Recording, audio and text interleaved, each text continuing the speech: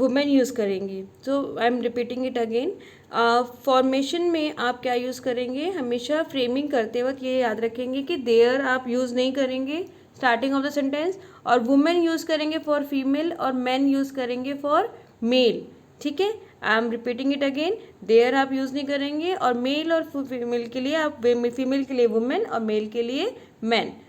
ठीक है, और कभी भी आप इस तरह से mother, father, grandfather, grandmother, lady, you can't imagine आपके एक बॉय के साथ अगर एक मैन खड़ा है तो आप उसको ये डिपिक्ट नहीं कर सकते कि this is a father, this is a grandfather, या दिस इज़ अ ब्रदर, है ना। तो आप इस तरह की चीज़ें आप हमेशा कभी भी ये नहीं यूज़ कर सकते हैं।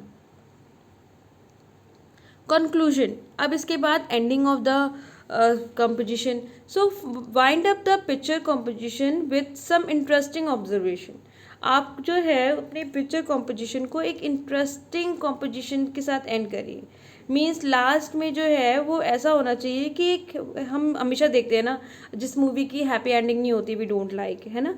तो इसीलिए जो है एक एंडिंग में एक इंटरेस्टिंग होना चाहिए। आप भी जब मूवी देखने जाते हो और एंडिंग उसकी इंटरेस्टिंग नहीं होती तो it's not worthy, you can't feel, you never feel वर्दी, कि लगता है कि अरे बकवास हो गया देखना।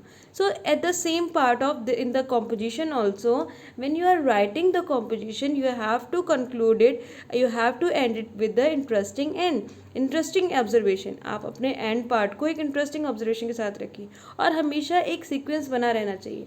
जितना पढ़ें उतना वो समझ में आना चाहिए। ऐसा नहीं है कि अब इसके आगे पढ़े तब समझ में आए, हमेशा वर्ड टू वर्ड क्लियर होना चाहिए, और जितना जितना पढ़ते जाएं उतना वो समझ में आना चाहिए, अंडरस्टैंडिंग होना चाहिए, ग्रामर मिस्टेक नहीं होनी चाहिए।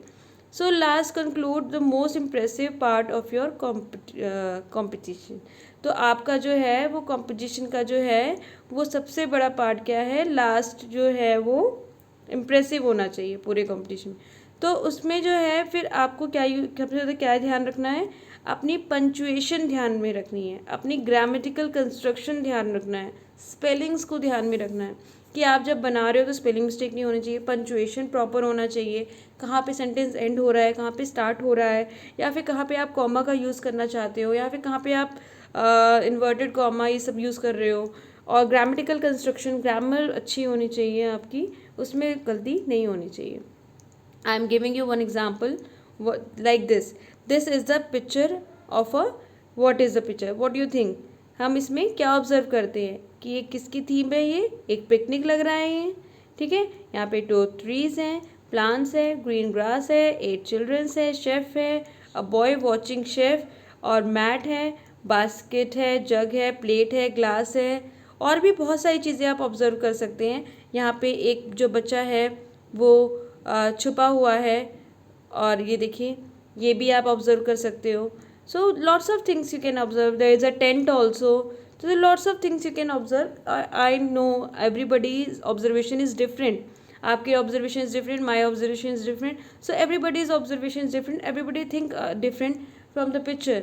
हर किसी कोई एक ही थीम पे नहीं बनाता है, everybody have their own opinion, but that should be content wise, मतलब वो क्या हो, रिलेवेंट हो, ऐसा नहीं कि आप कुछ भी सोच रहे हैं ना, it should be according to the picture, content wise, relevant theme, relevant things.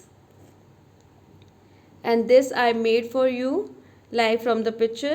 The things we have carry on, the children are out for a picnic, it is a beautiful place, there are 2 coconuts trees and a few plants, lush green grass is all around, there are 7 children enjoying themselves and one is hiding somewhere, there is a chef cooking for them and a boy is learning how to cook, they have put a big tent for themselves, a mat is spread out with a basket, glass plate, a jug on it. Clouds are also there in the sky. Children are eagerly waiting to eat. One boy is hiding behind the plants. I think the children are having a lovely time. Yes, this is the composition. Remember, the one thing is don't make it too much large. ठीक है, how much it advise to write, then that only you have to write. सिर्फ जितना आपको लिखने के लिए advice किया गया है उतना ही आप लिखें, एक्सेस मत लिखिए, और जहाँ तक हो सके दिस इज़ नॉट अ ऐसे, ये ऐसे नहीं होता कि आप लिखते ही चले गए, ठीक है ना। तो एक पैराग्राफ होता है, एक शॉर्ट पैराग्राफ, मतलब इतना भी शॉर्ट नहीं कि मीनिंग ही नहीं निकल के आए, but this is a paragraph, और इसको आपको इसी तरीके से करना है। So remember, imagination is the key to become a successful writer.